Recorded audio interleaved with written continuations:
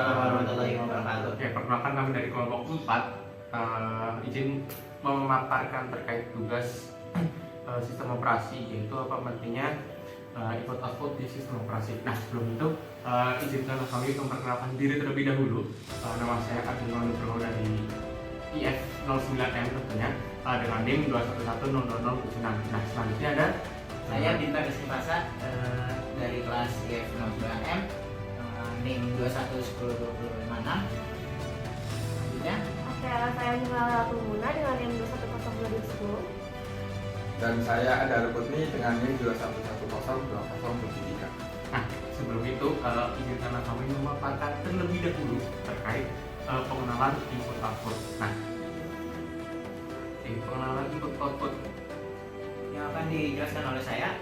Jadi gini teman-teman, input output sendiri ada sistem input output. Nah, kita bahas satu-satu. Ini dari sistemnya.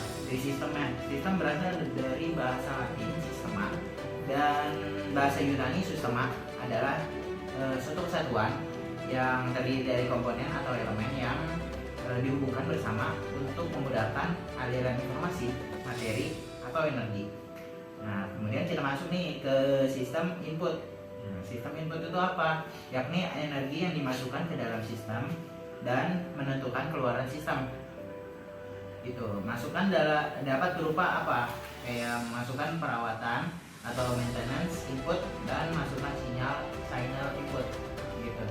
Oke, nah selanjutnya adalah penjelasan terkait fungsi input dan output device yang akan dijelaskan.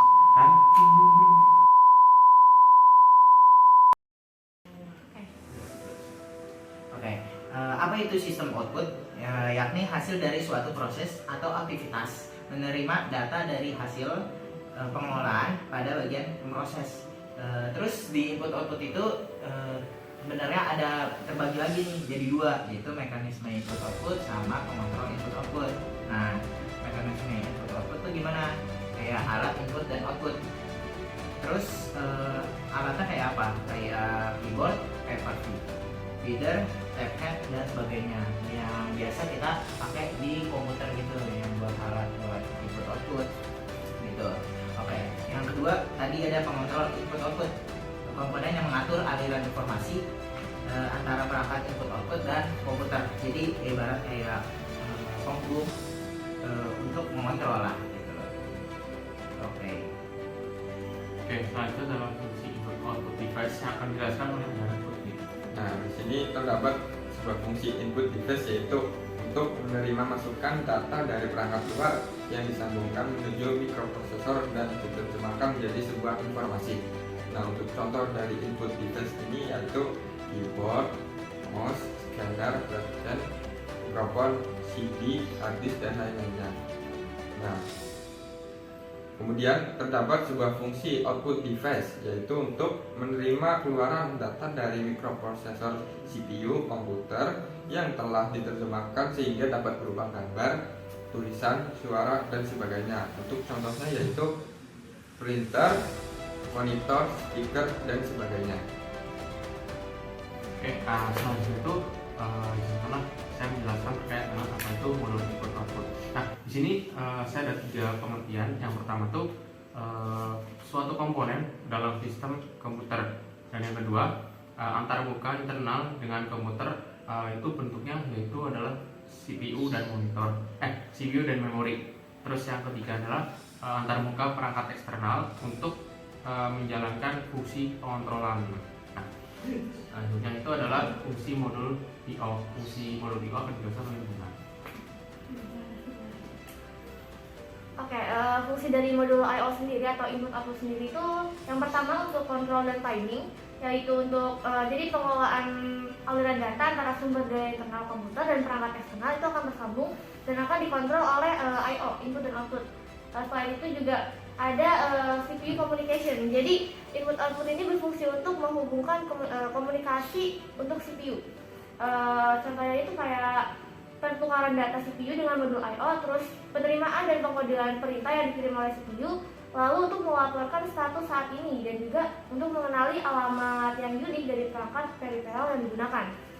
Terus ada untuk device communication. untuk melakukan komunikasi ke perangkat peripheral, contohnya itu untuk melaporkan status. I/O juga berfungsi untuk data buffering. Data buffering itu untuk mendapatkan penyesuaian kecepatan transfer data perangkat peripheral dengan kecepatan transfer pada CPU. Juga untuk mendeteksi error. Jadi I/O itu berfungsi untuk mengetahui nih atau melaporkan kesalahan yang ada dalam sistem operasi atau komputer.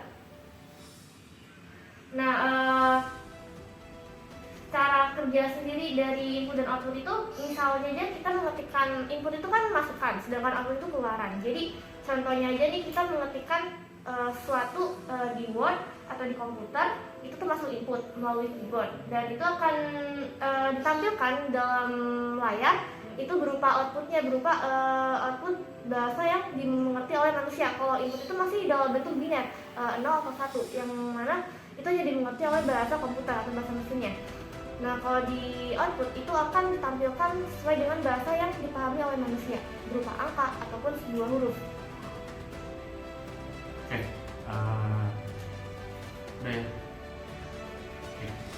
Nah, kita lanjut lagi ke atau kembali lagi ke pembahasan tadi yang awal, yaitu terkait tugas apa itu pentingnya input output di sistem operasi. Nah, seperti itu. Nah, dari teman-teman di sini ada yang mau berpendapat lebih dulu? Oke, jadi sebenarnya penting nggak sih input output dalam sistem operasi? Kalau kata aku sendiri itu penting banget nih. Jadi input tanpa adanya input output, komputer nggak bisa berjalan karena input itu masukan dan output itu menampilkan. Ini kalau kita sebagai pengguna, kita menjalankan komputer tapi nggak ada inputnya, nggak ada keyboardnya, gimana caranya kita bisa mengetikkan atau melakukan perintah? Terus kalau nggak ada input tapi nggak ada output, kita ada keyboard tapi nggak ada layar, gimana caranya kita bisa melihat hasil dari perintah yang kita lakuin itu? Oke, sama sih, kalau aku pribadi juga sama. Dalam sistem operasi itu sangat diperlukan karena apa? Input output itu adalah sarana user untuk bisa berkomunikasi dengan komputer. Nah, tanpa adanya input output juga berarti kan user nggak bisa pakai komputernya dong, seperti itu. Iya. Dan Menurut saya sama juga sih, kayak komputer tuh mesin gak berguna tanpa input output. nah, kok bisa gitu? Nah, itu karena komputer tuh hanya bisa bekerja bila ada perangkat input sama outputnya kan, yang berfungsi untuk memasukkan perintah untuk kemudian diproses gitu, dan hasilnya akhirnya akan ditampilkan oleh perangkat output sendiri.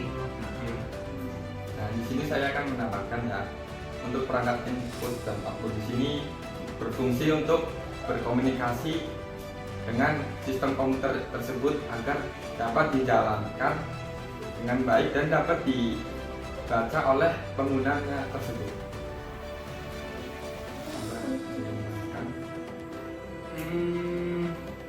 Terus juga mungkin balik lagi ke materi yang pertama tadi nih, input output itu punya fungsi tersendiri, kayak untuk data buffering, untuk komunikasi antar CPU, komunikasi antar device, terus untuk mendeteksi error. Nah, tanpa adanya fungsi-fungsi itu komputer nggak bisa berjalan. Sama yang kayak dibilang sama Bintang tadi, komputer tuh nggak berguna kalau nggak ada input output.